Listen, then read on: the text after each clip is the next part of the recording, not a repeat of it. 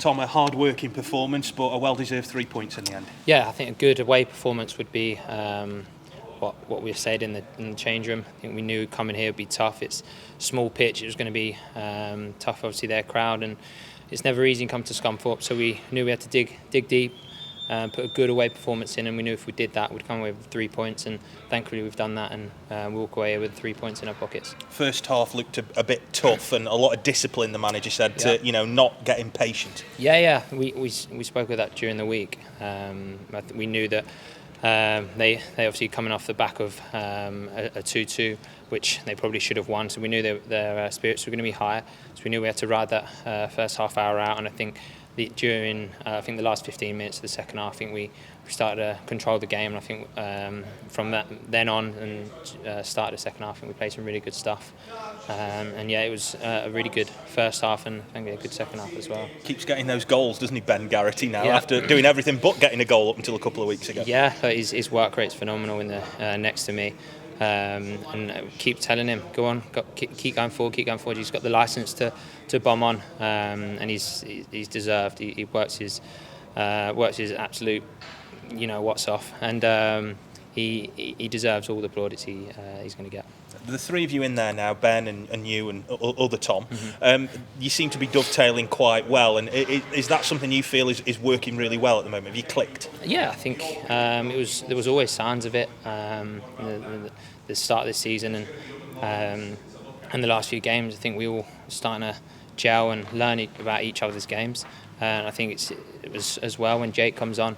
He did very well in the latter parts of the game. So it's about, and we said it from the start of the season, and we'll still keep getting better. We've said it that it will take time to gel and understand each other's games.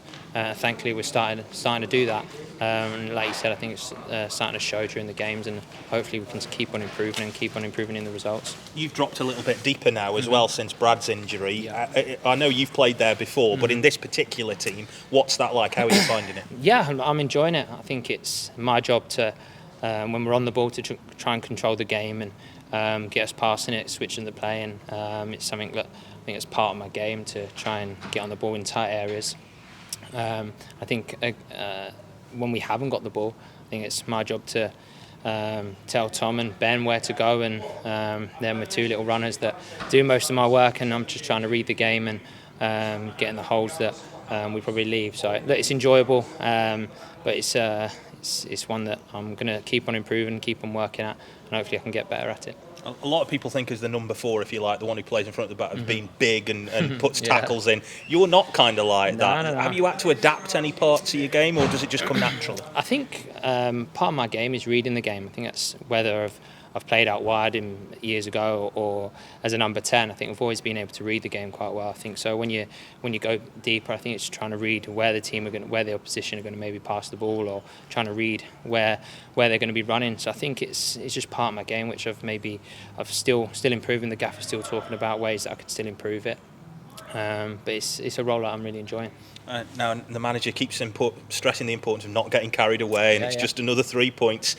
Be honest, in that dressing room though, it must feel good though to be on the back of a sequence of results like this. I think it's always going to be nice when you're getting a couple of wins together, but it's we've been in this game long enough to know if you start getting carried away, you start getting complacent.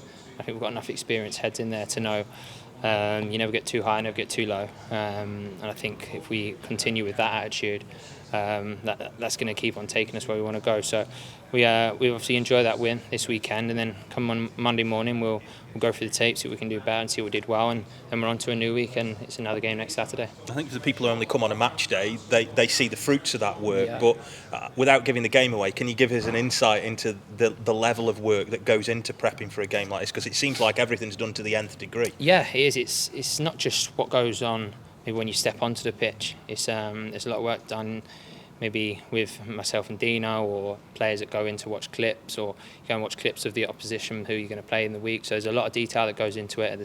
The staff don't get the plaudits, which they probably should, as well as the players. Obviously there's 11 players that go out and put the performance in, but there's a lot of work that goes behind the scenes of the detail. The analyst that does all the clips for us, and even before the game, I'm saying what's their average positions, and he'll give you it 2 seconds later. So the finer details will be really important for us, and I think that's the week that, like you said, I think people just see what you do on a Saturday or on a Tuesday, but there's a hell of a lot of work that goes into it, and I think that's when you're in that change room after a win, it's a big relief that you've done all your work and you get 3 points, and it's a nice feeling.